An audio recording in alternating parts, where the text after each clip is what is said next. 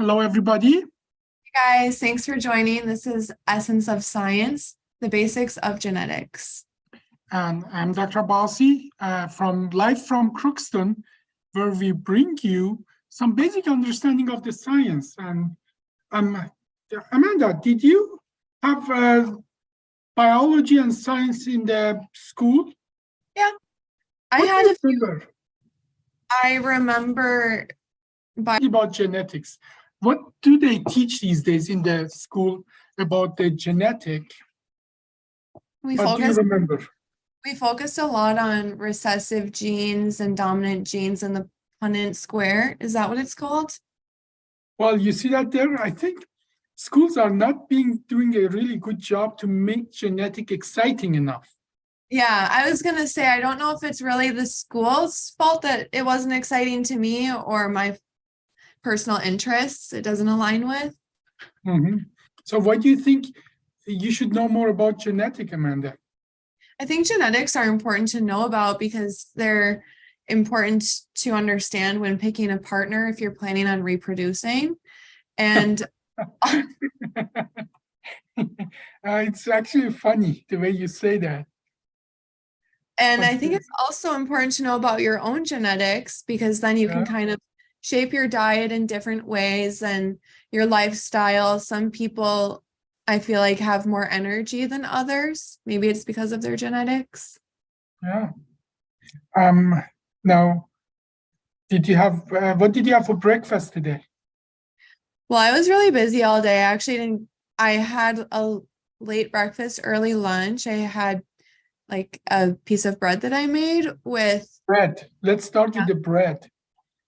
It's made of grain, right? Yeah. So do you think in nature that grain was the way you enjoyed it? The delicious bread today? No, it definitely wasn't. No, the natural grain actually have handful of corn, like 5 or 6. We have practically selectively helped this genetic of the grain to be like it has few hundreds of much larger grain. And the interesting part is we did it all of that all before we knew what genetic really was. We were just doing that. When you go to a bar or a club and you're attracted to a person, that is genetic at work. When you have chickens, right? Yeah. Tell me about the chickens. What kind of chicken do you have? I have 3 kinds of chickens, and they are very genetically different. I think they're bred for different reasons. 2 of my chickens have feathers on their feet, so they're not good for like wet weather. But they give you an egg every day or every other day, correct? Yeah, I get about 2 eggs a day. Do you think naturally birds give an egg every day?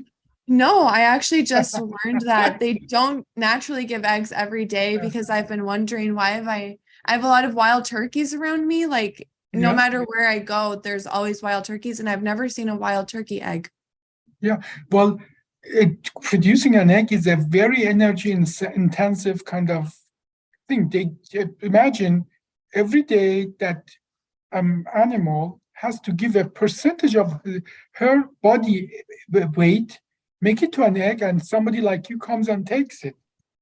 It is very energy intensive, very actually difficult process, and very negative, has a lot of negative impact on the energy expenditure of the chicken itself.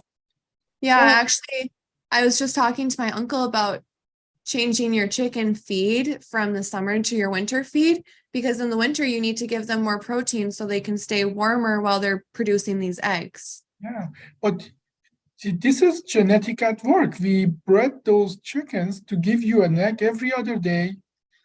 And you have a dog, right? Mm-hmm. So how big is your dog? She's 10 pounds. 10 pounds, very small. Now, has sharp ears or floppy ears? Floppy ears. You know that with floppy ears in the nature is very detrimental to an animal because with the ears that is up and you can control, you can practically triangulate where a sound or a noise is coming from. That could be a matter of life and death for lots of animals. For that reason, you don't see any fox or wolves with floppy ears. True. They're at disadvantage and they die in nature. They literally starve or get eaten by another animal. Yet we have this lots of dogs that are different size, different shape, different color, but as well, they have like many features that we call that, there's even a name for that, but the name translate from Latin to English is that they have childlike features. And we did that because we appreciate that. We human, we like that. And the way we do that, Charles Darwin already talked about it a long time ago, is that is practically, wouldn't call it a natural selection, but the human selection of the breeding. That's what the breeding is.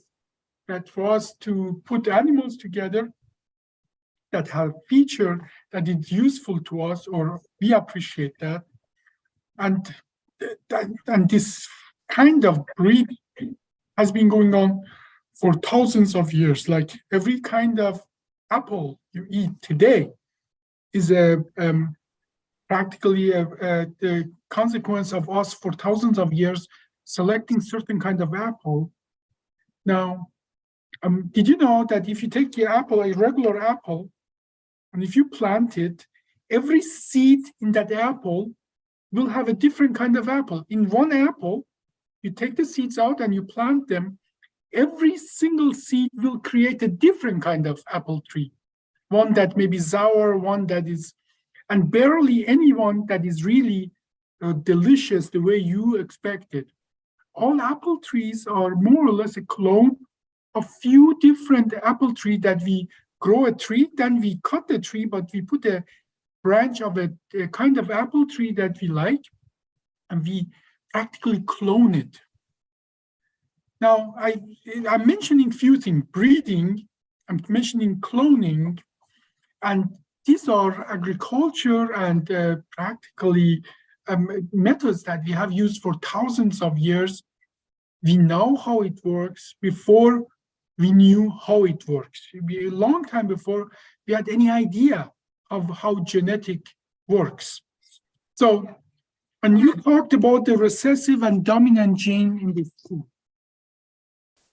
And do you know how we came to understand what the recessive and dominant genes are, what the genes are, and so on and so forth? Do you know the history behind that?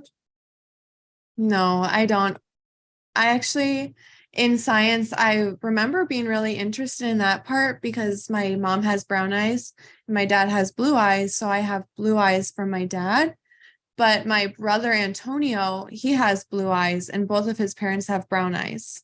Oh, that's interesting now. Now, brown eye and the blue eye, these are practically genes.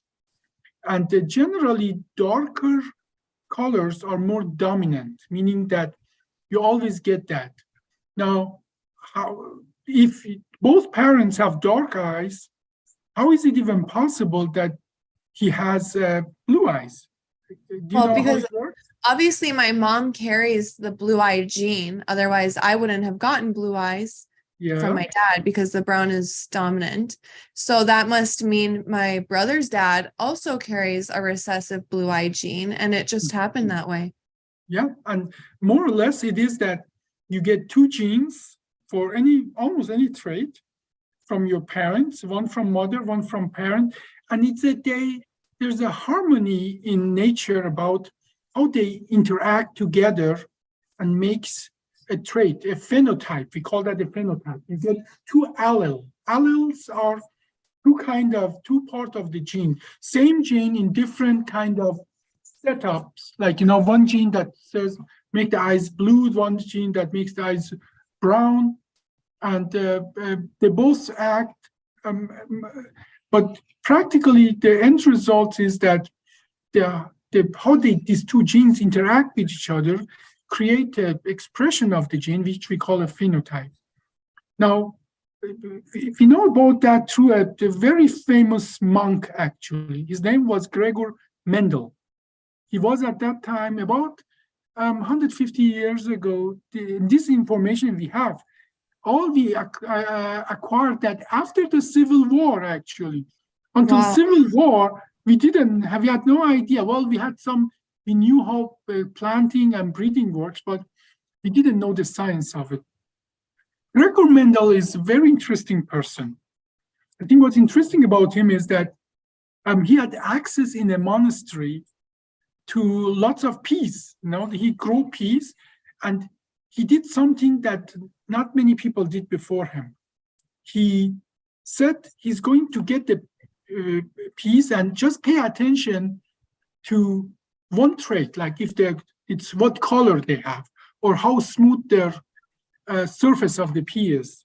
Okay, and another thing important about him is he documented everything very, very nicely. So, and he did thousands of breeding. At that time, everybody knew that, if you have a pea and you want to pollinate, and we knew what pollens are, we knew that you need two kinds of plants. We even knew that these peas, they have something like a male part and a female part. And if you take the thing from the male part to female part, which pollens are actually, you can make them bear fruits. And we even knew how to do that. Like he used a brush to get the pollen from the male part to female part. He did something more. Peas have male and female part in one plant. He removed the female part of the peas so they don't, or the male part, so they don't pollinate themselves. So he truly removed the male or the female part? Well, in his experiment on the female plants, he literally removed the male part, and on the plant that he wanted to use the pollen, he removed the female part, so the plant wouldn't pollinate itself. So he could control an experiment, meaning that what he did, he took a brush and take from one plant that the female parts were removed and another plant that the male parts were removed, actually he did it very systematically. First, he took two peas that were both green and let them just pollinate against each other. By the way, the cross pollination, that comes a term that comes from him, and I'm going to explain how. So he let the green male, green female pollinate. Obviously, all the peas that comes out are green. He let the brown and the green pollinate, and all of them, brown and brown pollinate, all of them are brown. And he did brown and green, and then he did it thousands of times. And 3 or 4 times the peas were brown, 1 or 4 times the peas were green. They were never like dark green or like kind of like a mix of brown and green? And that's what it is, Sometimes one gene is not the codominant, meaning both genes works in harmony and gives something out. But his blessing was he was smart enough to choose characteristic that is one way or another. Because if it's not one way or another, it becomes harder to interpret the results. So what he noticed that exactly if you count it, it comes really close to 3-to-1. So, and in that sense, at that time, we didn't even have the science of statistics. We didn't know how to interpret the data. Imagine with these rudimentary tools and with the keen intellect, he figured out the only way this can work is that the parent have 2 sets of whatever thing is they give to their children, but they give only one of them to the children. And these 2 allele, what we call now, are our genes, our chromosome. Practically, you get one from your father, one from your mother, and your mother got 2 from her parent, and so on and so forth, but you get only one of them. And if one allele or gene is dominant to the other, so obviously if you get both the dominant gene, you have brown.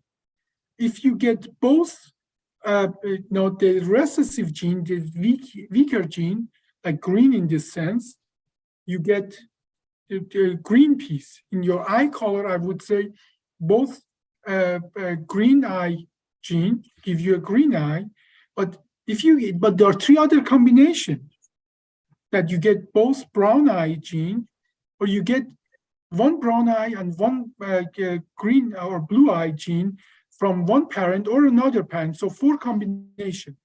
And that really reflects the 3-to-1, what Gregor Mendel found out about 150 years ago. And then, you know what's interesting? That all his knowledge was lost for almost 40 years, 30, 40 years. Why was his knowledge lost? Now, there was no internet then, I guess. He published it in one paper, and that one paper in one journal got printed hundreds of times, and that journals vanished in some libraries and so on. But around 1900, 120 years ago, that other people revived that. As a matter of fact, 3 groups in 3 countries worked on reviving in England, in America, and so on. And then they didn't, and another German group, but then they couldn't agree whose name they put on that. And then they knew that Mendel did that before them. So they called this science or this thing the Mendelian inheritance or Mendelian genetic, because Mendel did it 30 years before them almost, where it says practically you get 2 versions of any. They didn't know what the genes are or chromosomes are, but they practically knew that each person has 2 sets and one comes from each parent. But we still didn't know what it is, what comes from parent to you. Obviously, for a long time, we knew that sex has something to do with it. And it was obvious that is the sex, what makes the kid, is where you get the genetic information from your father that then in the mother, they come together, make a baby. And so whatever material it was has to be within that sexual transfer of genetic material.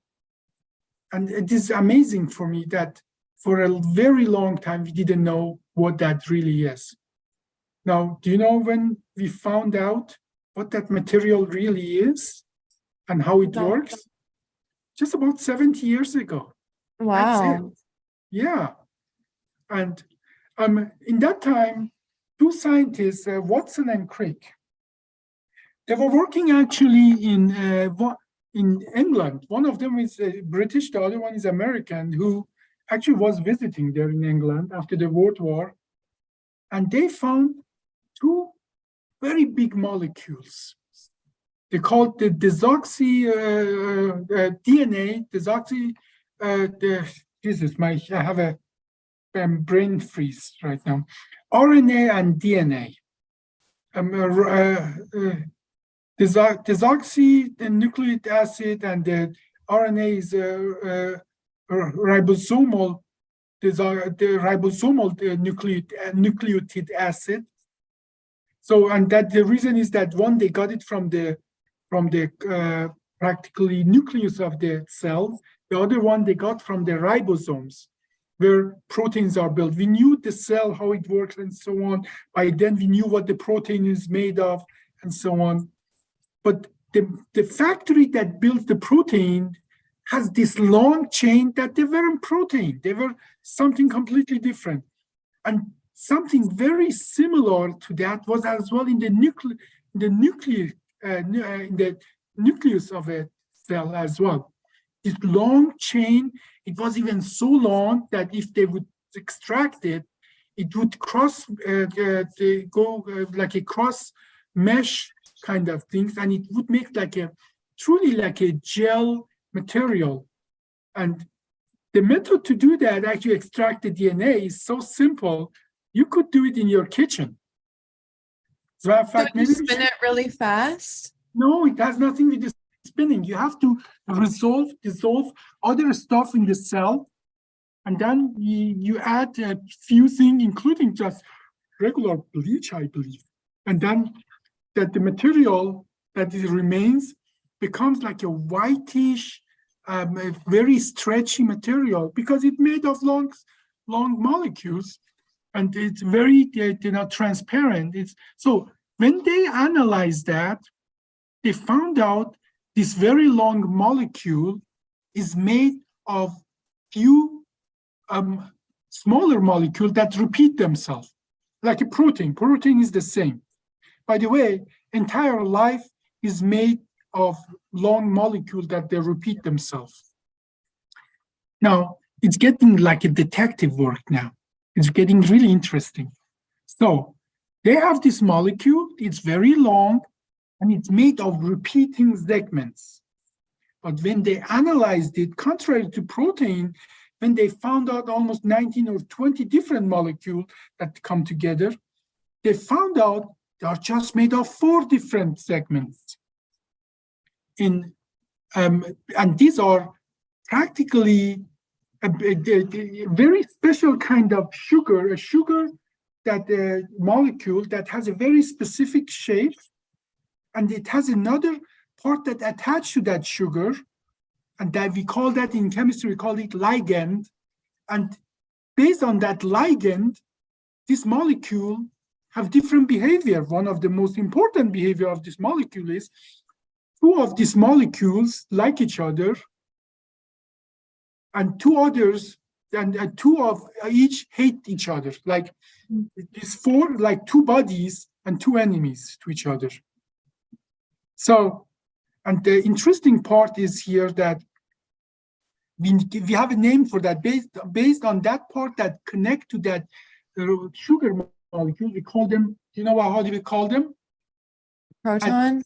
Adenine, guanine, thymine, No. and cytosine. We call that ATGC. Oh, I do remember learning about that in school, and A goes with T, G goes with C. Exactly.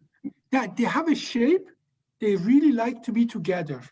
Mhm. And C and G have a shape that they fit together, like they're good buddies. But A and C, they repel. well, they just don't like each other. They just don't go together. Do you know what the result of that fantastic situation is? Is that if you make one strand of one of these molecules, and you pour all these little nucleic acids literally in a bath, on the other side, almost automatically, another strand get created that is mirror to the first one. And that is the magic of genetic, that you have a long molecule that can replicate itself in one way or another. Now, you remember we talked about the DNA and RNA? Yeah. The RNA has another, it doesn't have thymine, but it has another uracil. It's a different kind of nucleic acid, and that is the beauty of it. That's amazing. The DNA has a stable second, it makes a stable second complementary kind of strand. RNA, it can make a complementary strand, but that complementary strand is not strong enough to be attached to that all the time. It comes together, it goes, it builds it, and it separates and so on. So it is made for literally for a temporary kind of making another copy, but then going its own way. In a way, DNA strands are like married together forever, whereas the RNA is always looking for a one-night stand. Okay? Mm-hmm. So, and that is actually something that just recently, in the last 10 years, we figured out. there's a good indication that life might have started as RNA, not as protein, not as DNA, that somehow 4.5 billion years ago, just randomly certain molecule of RNA came together, because RNA not only can replicate itself, but it can act like an enzyme. But then after a few 100 million years, there were molecules that do better job at being an enzyme, proteins, and there were better, more stable molecules to pass the information, DNA. And guess what? RNA is between the DNA and the protein. RNA is what get them information from the DNA and create protein in a structure in the cell that's called ribosome. Is that where mRNA comes in? Yes, messenger RNA. Messenger RNA is now when you create a protein, first your DNA separate. That is actually, DNA is so stable that it has to be, you have to spend energy for an enzyme to come in and separate those two strands of DNA. And then another molecule, another enzyme comes in and build an RNA that is complementary to that DNA. Guess what? That complementary RNA to that DNA, it's called messenger RNA, mRNA. By the way, if you have gotten your COVID shot, the COVID shot is a mRNA that take that information inside of your cell, then produces harmless piece of COVID virus that your body understand this doesn't belong there and start fighting it. So I'm always amazed when I look at this molecular level factory, which is our cell and how it works. And I'm always amazed how recent is most of our information that we have regarding how it works, how recent it is. Like, I'm going to tell you a story to make the genetic interesting for you, because everything I told you is probably very, very fascinating for somebody like me who's a nerd. But I'm going to tell you a story that makes you interested in that. Have you ever seen a fox? Yeah.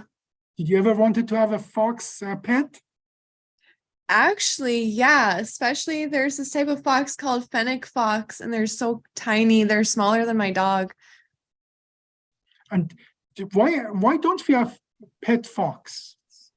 Well, I think because they're a little bit too aggressive, but a little bit. I feel like you've told me before that they were breeding foxes or something to make them less aggressive, and that's how we got to dogs.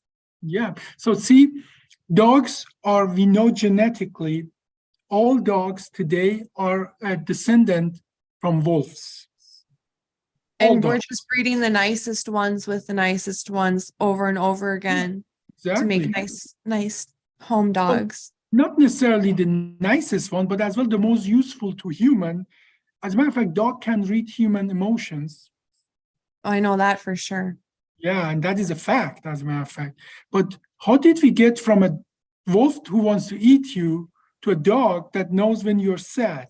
How did we get from that? How long does it take to do that? How many generations do you think it'll take to make a wolf to a dog that can read your emotion and is willing to die for you? I think 7. No, it's a little more than that, but you're not that far off. We need more than 7 generations. Obviously, we did it in human history over thousands of years. But in 1950s in Russia, in Soviet Union, there was a group of fox breeders. They breed the fox for their skin. The fur. Yeah, for the fur. And somebody started doing a really interesting experiment there. And its experiment is very easy. They would walk in this farm, fox farm, and take the most timid, the most tame, the most friendly foxes, would take them and breed them. And then they would do over about 10 to 20 generations. So your 7th generation is not far off. They could create foxes that are behave like dogs, like friendly. They come to you, they want to eat from your hand, they want to cuddle with you. But you know what I think is the most fascinating of that is when they had those dogs or those fox that has traits like dogs, the ear become floppy. They had this different color in their skin. The tail become smaller. The eyes stayed bigger.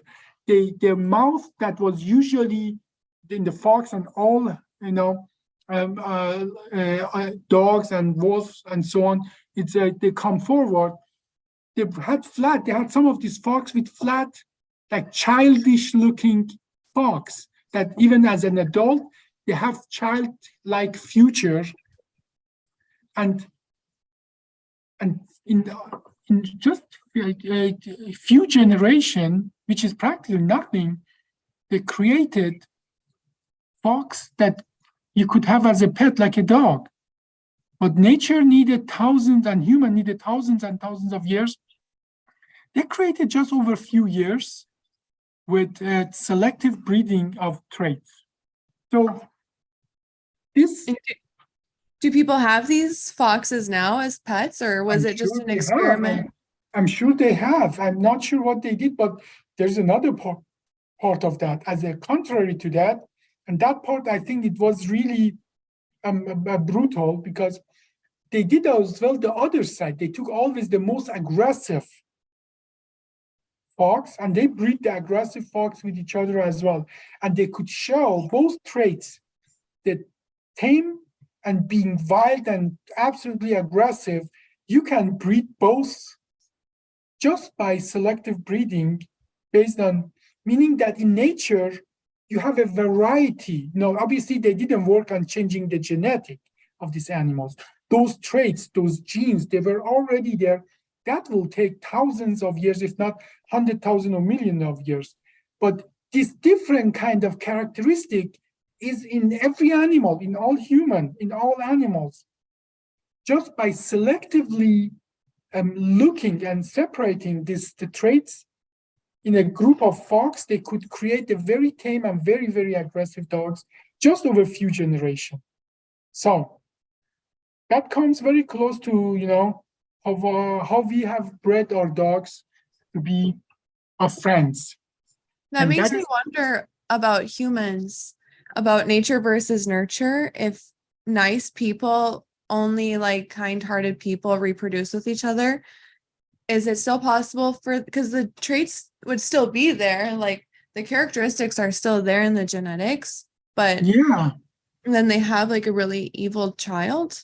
Yeah. Now, in nature, more or less, if there is any trait, any natural kind of tendency, it must be a use for that.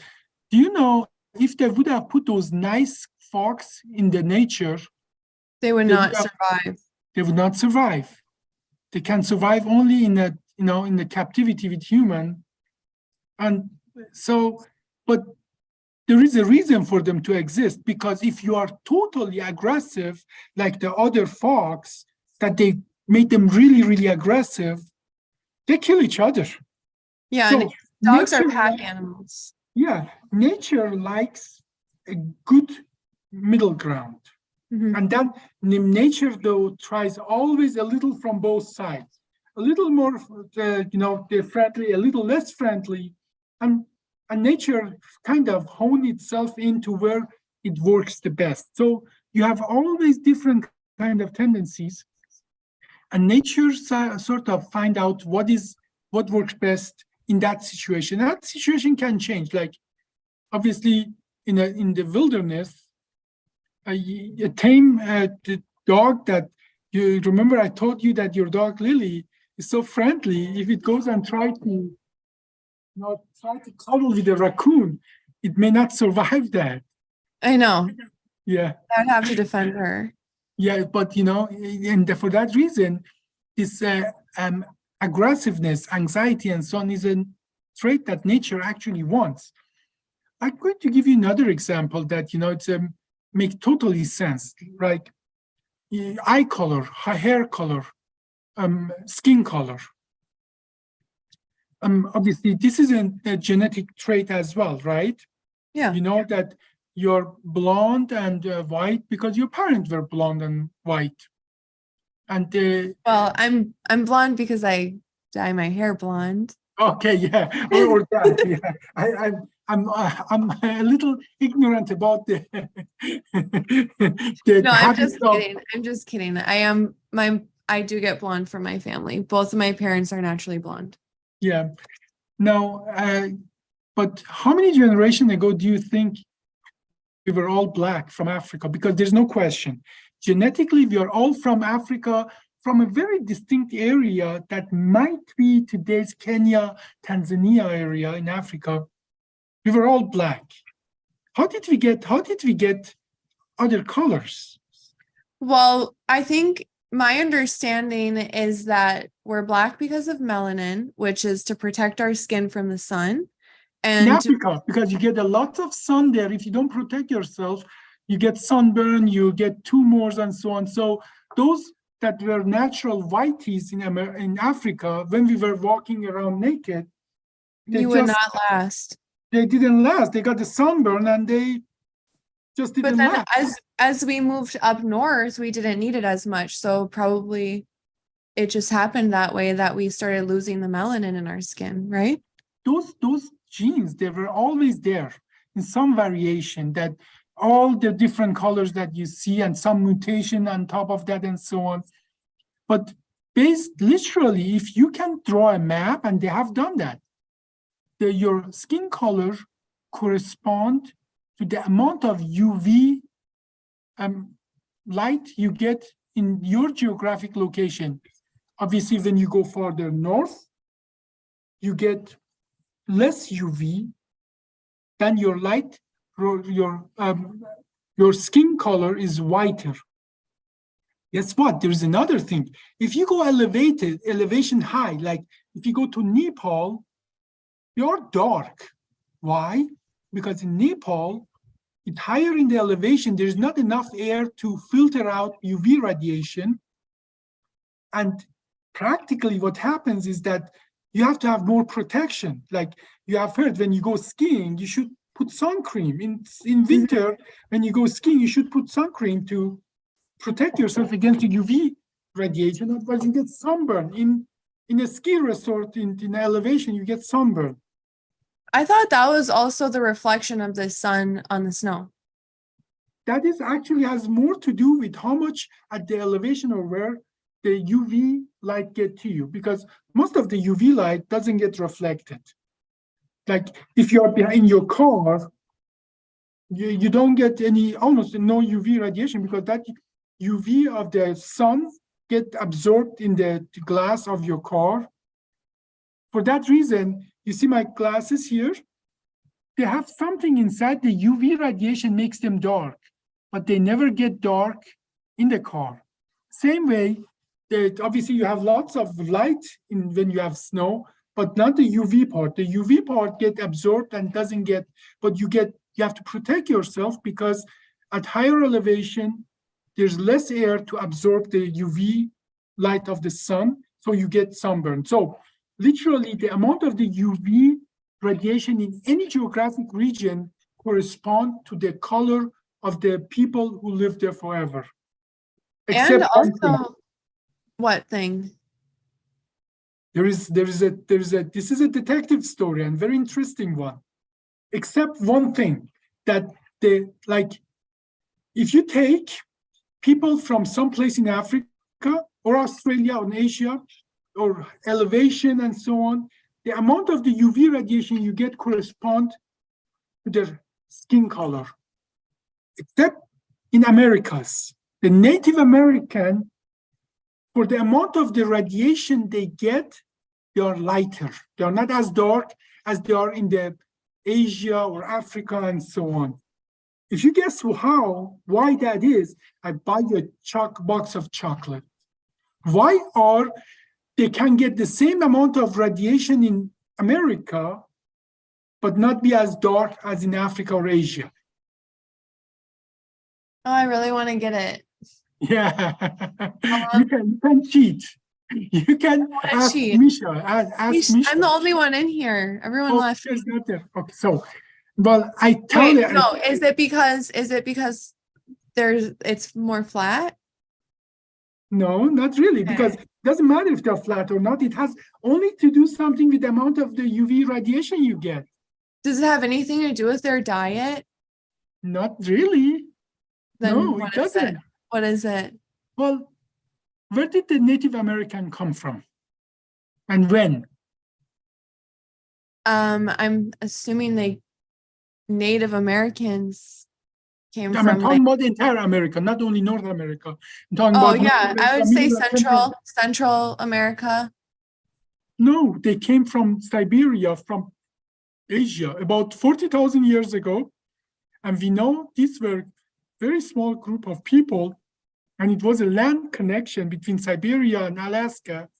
And they came from Asian steppes or Asian area, and then they populated the entire America. So humanity, the America was the last place the humanity come to about 40,000 years ago. So what was the difference between the humans like 100,000 years ago and humans 30 and 40,000 years ago? There's so many differences. I don't know what answer you're looking for. But no, you just tell me anything. What is what we did 40,000 years ago, 20,000 years ago, but we barely or never did 100 or 200,000 years ago? I don't know. Our Wear clothes. clothing? Yeah, our clothing. Because those people who came to America, they already were clothed. They weren't walking around naked that UV radiation would select certain gene or not. Okay. We started modifying the nature already because we had clothes on that would protect us from sun. We still got darker. It still was a selection for darker skin with higher radiation, UV radiation, meaning further south, darker skin, and so on. But because we had clothes on, that penetration wasn't as strong as in Africa. Whereas if you get the same, like close to equator, in Africa, most of the people there are pitch black because they have to have lots of protection. Whereas in the same equator area in America, in South America, they are darker than the rest of the native people, but they are not as dark as people in Africa. Okay, so that makes sense. And nature is like a detective work, you know? And all of that based on 4 molecules that makes our genetic composition. Now, I'm not going to tell how those molecule works because this is a science, bottomless science. But I guess it is so much that we can learn from genetic. It's so much you learn, there's a benefit of that in your daily life. And you talked about choosing a partner, and that is not a trivial thing. You know, I know that my sister, we talked about that in one of our podcasts. They have an autistic child, and that is not clearly one autistic trait, but there are so many different other genetic problems. I know there's a lot of testing going around right now for I think it's called the BRCA gene, where it's mostly affecting women with ovarian cancer and breast cancer. That gene if you have that gene, you're more likely to get breast cancer. You know, there's a name for that. You know what we call that? When a gene doesn't make a problem or something, but it make you more likely compared to other people to have that. We call that predisposition in the genetic. Okay, so yes, we start to understand a lot of things that, you know, that certain genes or certain combination of genes predispose you to certain disease or traits.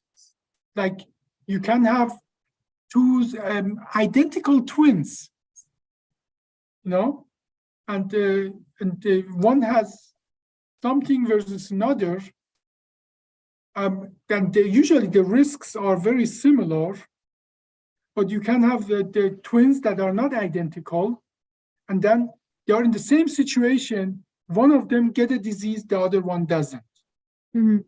Because based on their genetic composition are being different, one is more predisposed, even though they both get the same external kind of environment. They're both under in the same circumstance, but one of them get a disease, the other one doesn't, based on the genetic predisposition. Now, I want to close this with one last thing, and that last thing is about, you asked about the nurture versus nature. I feel like we can just brush over it, but I feel like that would be another good topic to just spend an hour on. There's so much information.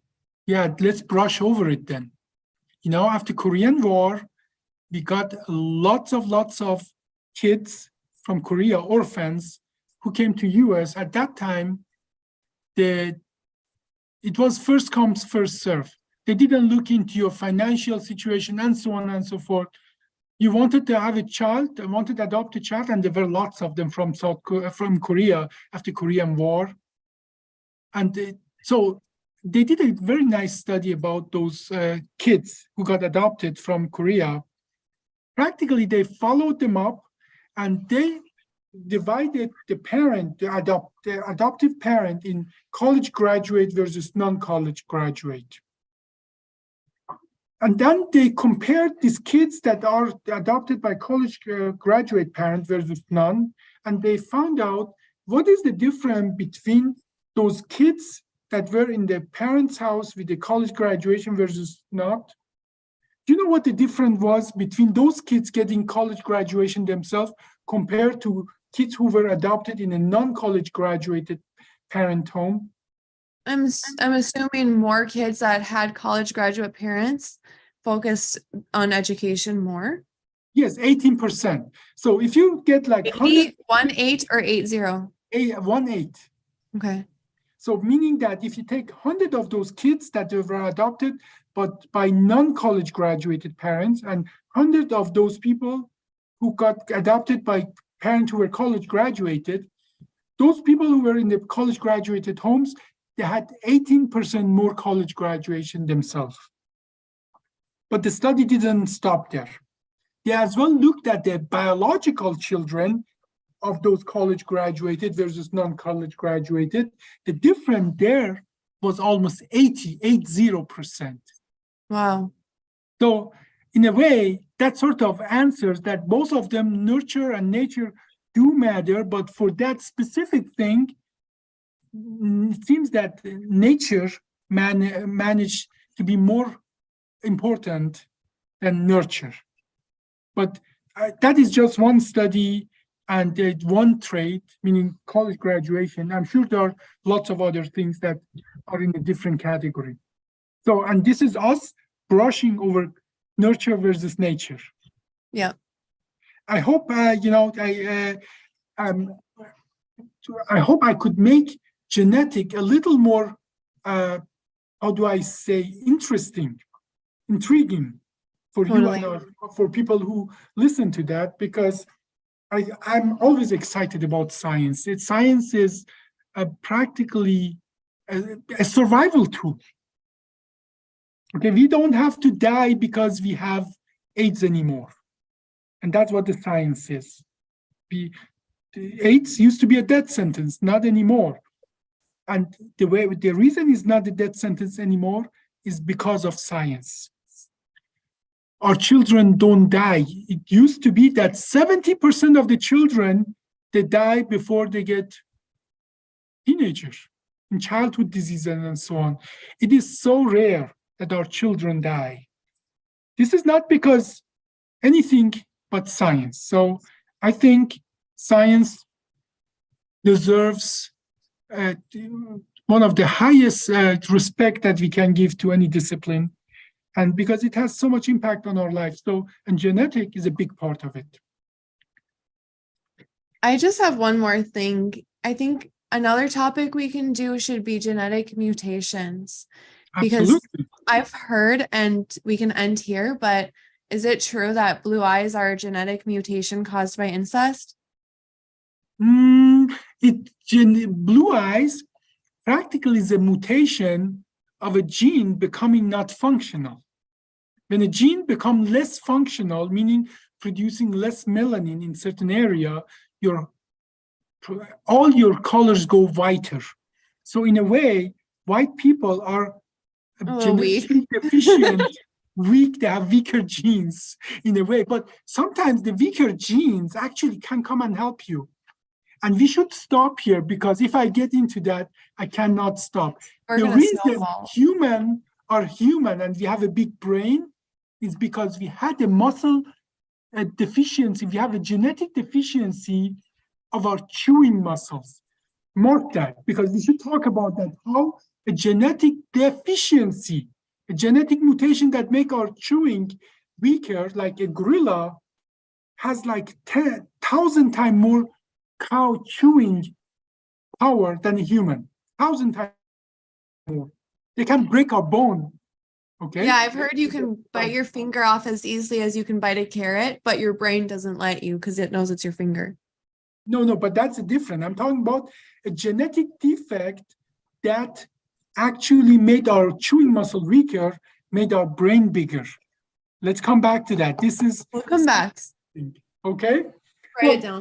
For me, it's always a pleasure to give this information and make it interesting, make science interesting for our audience, because truly this is a detective work.